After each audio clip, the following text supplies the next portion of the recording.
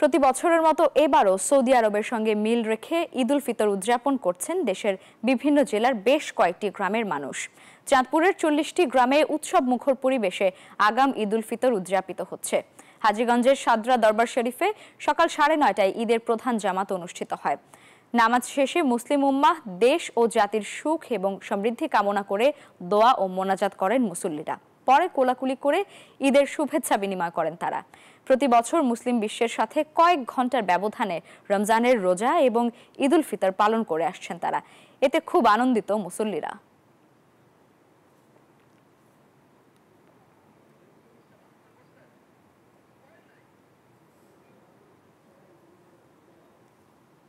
দর্শক, দেশের বিভিন্ন স্থানে সৌদি আরবের সাথে মিল রেখে আজ ঈদ উল ফিতর উদযাপন করছেন মানুষ। মধ্যপ্রাচ্যের সাথে মিল রেখে প্রতি বছর একদিন আগে ঈদের নামাজ আদায় করেন তারা। এ বিষয়ে বিস্তারিত জানাতে ভোলা থেকে যুক্ত হচ্ছেন সহকর্মী রায়হান সরকার এবং চাঁদপুর থেকে আছেন খোকন কর্মকার। শুরুতে যাচ্ছি ভোলায় সহকর্মী রায়হানের কাছে। রায়হান, আগাম ঈদের নামাজ আদায় প্রসঙ্গে মুসল্লিরা কি বলছেন, আর ঈদের নামাজ কি শুরু হয়ে গেছে কিনা?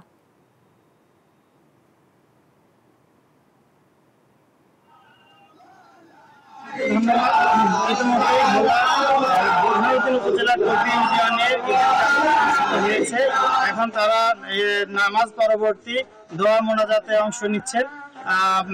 দীর্ঘ 150 বছরের অধিক কাল ধরে এরা এখানে শরীয়তপুরে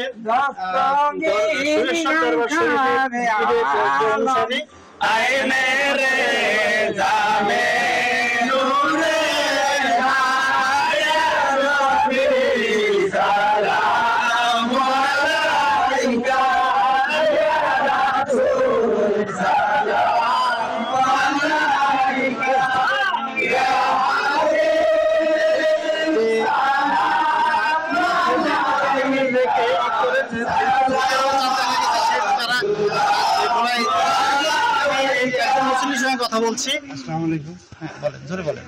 আসসালামু আলাইকুম। জোরে বলেন, জোরে। আসসালামু আলাইকুম। হ্যাঁ, কেন করেনি? আমরা সৌদি আরব চাঁদ দেখা গেছে, সৌদি আরবে চাঁদ দেখা গেছে, এই হিসাবে এই লোকে মিল করে আমরা ঈদ করতেছি আজ থেকে 150 বছর আগে।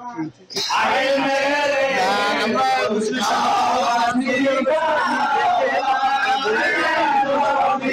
আমি এই মুহূর্তে চলে যাচ্ছি খোকনের কাছে।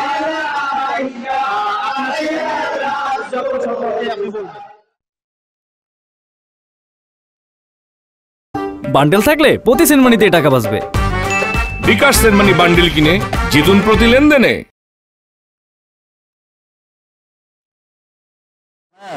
ঠিক আছে। ধন্যবাদ রায়হান।